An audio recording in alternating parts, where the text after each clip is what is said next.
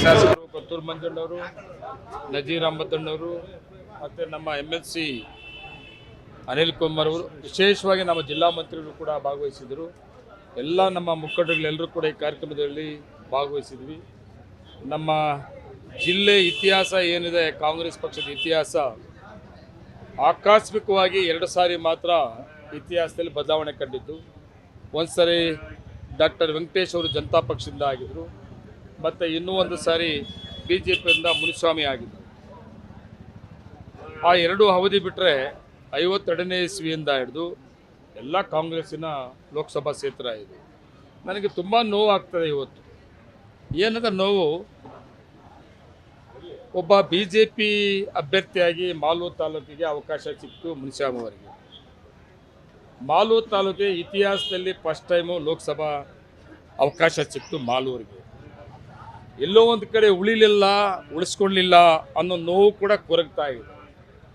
ಕಾರಣ ಏನು ಅನ್ನೋದು ಅವ್ರನ್ನೇ ಕೇಳಬೇಕಾಗ್ತದೆ ನೀವು.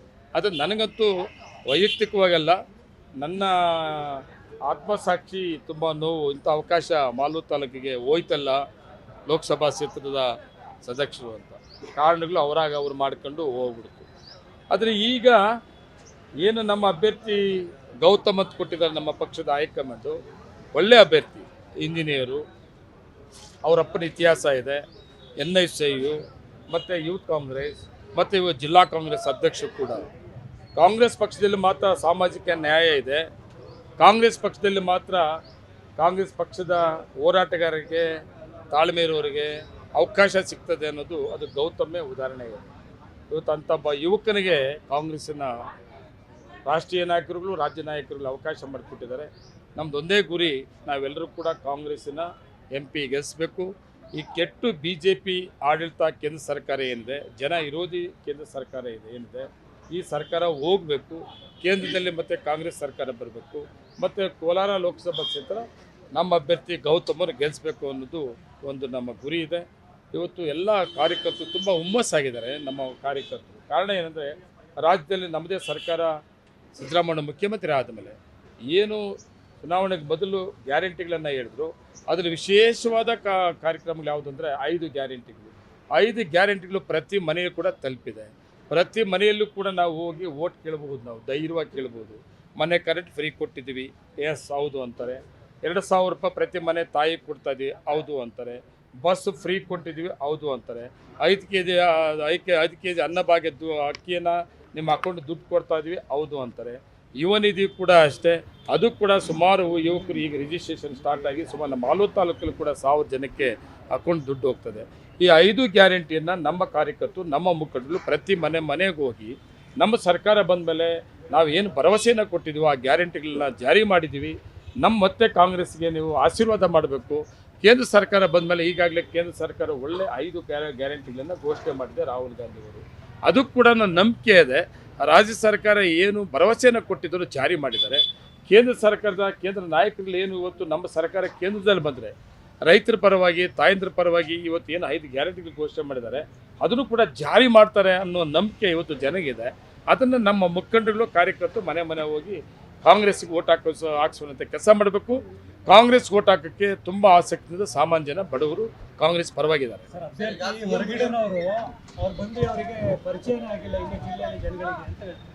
ಯಾರು ಇಲ್ಲಿ ಸ್ಥಳೀಯರು? ಯಾರು ಸಿಡ್ಗಟ್ಟದಲ್ಲಿ ಹೋಗಿ ಕೇಳಿ, ಸ್ಥಳೀಯರು ಅಂತಾರ, ಗೌತಮ್ ಸ್ಥಳೀಯರು ಅಂತಾರ. ಕೋಲಾರಿಗೆ ಮಲ್ಲೇಶ್, ಕೋಲಾರ ಕ್ಷೇತ್ರಕ್ಕೆ ಮಲ್ಲೇಶ್, ಇಲ್ಲ ಬಂಗಾರಪೇಟೆಯಲ್ಲಿ ನಿಂತಿದ್ರು ಮಲ್ಲೇಶ್ ಒಂದು ಗೊತ್ತಿದೆಯಪ್ಪ.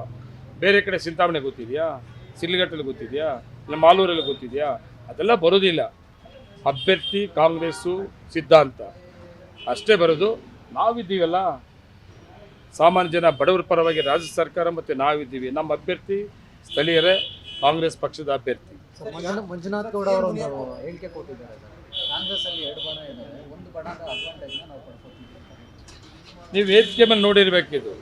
ನಮ್ಮ ಹತ್ರ 2 ಬಣ್ಣನೂ ಇಲ್ಲ, 2 ಸ್ಯಾಲೂನೂ ಇಲ್ಲ. ನಮ್ಮದು ಒಂದೇ ಬಣ್ಣ, ಒಂದೇ ಸ್ಯಾಲು, ಒಂದೇ ಕೈ, ಸಿಂಬಲ್ ಒಂದೇ ಕೈ. ಅವ್ರು ನೋಡ್ಬೇಕು, 2 ಬಾವುಟ ಒಂದು ಕಡೆ ಹೂವ, ಇನ್ನೊಂದು ಕಡೆ ತೆನೆ ಹೊತ್ತ ಮಹಿಳೆ. ನಮ್ಮ ಮಂಜಣ್ಣ ತುಂಬಾ ಒಳ್ಳೆ ಚೆನ್ನಾಗಿ ಹೇಳ್ತಾ ಇದ್ದ, ಕೈ ಇರೋದು ಕೆಸರಲ್ಲಿ ಬೆಳೆಯಂತ ಹೂವನ್ನ ಕಟ್ ಮಾಡ್ಬೋದು, ಮತ್ತೆ ಗದ್ದೆಯಲ್ಲಿ ಬೆಳೆಯಂತ ಭತ್ತನೂ ಕೂಡ ಕಟ್ ಮಾಡ್ಬೋದು, ಮತ್ತು ಊಟ ಕೂಡ ಇಕ್ಬೋದು, ಮತ್ತೆ ಹೆಣ್ಮಕ್ಳಿಗೆ ತಲೆ ಬಾಸ್ಕೊಬೋದು, ಬಟ್ಟಿಕ್ಕೊಂಬೋದು. ತುಂಬಾ ಚೆನ್ನಾಗಿತ್ತು. ಅದು ಕೈ ಏನಪ್ಪ ಇವರಪ್ಪ ಎರಡೆರಡು ಸಾಲ ಹಾಕ್ಕೊಂಡು ಅದು ಎಷ್ಟು ದಿನ ಇರ್ತದೋ. ಇನ್ನೊಂದು ವಿಶೇಷ ಹೇಳ್ತೀನಿ, JDS ಯಾರು ಅಲಿಯನ್ಸ್ ಮಾಡ್ಕೊಂಡಿರ್ತಾರೋ ಇತಿಹಾಸ ಒಂದು ಹುಡ್ಕೊಂಡು ನೋಡಿ. ನಾವು ಕೂಡ ಅದೇ ತಪ್ಪು ಮಾಡಿ ಹೋದ ಪಾರ್ಲಿಮೆಂಟ್ ಎಲೆಕ್ಷನ್ಲಿ ಕಾಂಗ್ರೆಸ್ ಒಂದಾಗ್ಬಿಡ್ತು, JDS ಒಂದಾಗ್ಬಿಡ್ತು. ಅದೇ ಗತಿ ಇವತ್ತು BJPಗೆ JDS ಬರ್ತದೆ. ಕಾಂಗ್ರೆಸ್ ಅಲಿಯನ್ಸ್ ಇಂದ ದೂರ ಉಳಿದಿದ್ದು ಇವತ್ತು ಜನ ಒಪ್ಕೊಂಡಿದ್ದಾರೆ. ಕೋಮುವಾದಿ ಜೊತೆಯಲ್ಲಿ ಸೇರಿದಾರಲ್ಲ JDS, ಕತೆ ಮುಗಿದೋಯ್ತು.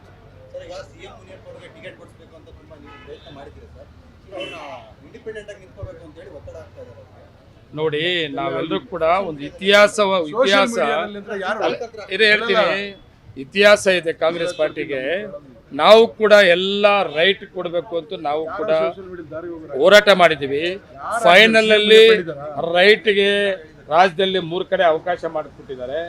ಲೆಫ್ಟ್ ಕೊಡಬೇಕು ಅನ್ನೋ ಇದು ಉದ್ದೇಶದಿಂದ ಕೊಟ್ಟಿದ್ದಾರೆ. CM ಮುನಿಯಪ್ಪನವರು ತುಂಬ ಸೀನಿಯರ್ ಇದ್ದಾರೆ. CM ಮುನಿಯಪ್ಪನವರು ಯಾವುದೇ ಕಾರಣಕ್ಕೂ ಪಾರ್ಟಿ ಪಕ್ಷದ ವಿರುದ್ಧ ಹೋಗೋದಿಲ್ಲ. ನಮ್ಮ ಸಂಪರ್ಕದಲ್ಲೇ ನಮ್ಮ ಜೊತೆಲಿದ್ದಾರೆ. ಅವ್ರು ಯಾವುದೇ ಕಾರಣಕ್ಕೂ ಯಾರೋ ಸೋಷಿಯಲ್ ಮೀಡಿಯಾದಲ್ಲಿ ಆಗ್ತಾರಲ್ಲ ಅದೆಲ್ಲ ನಂಬ್ಕೊಳಕ್ಕೆ ಹೋಗ್ಬಿಟ್ರೆ ಆ ಥರ ಇಲ್ಲ. ಎಲ್ಲ ಒಟ್ಟಾಗಿ ಹೋಗ್ತೀವಿ.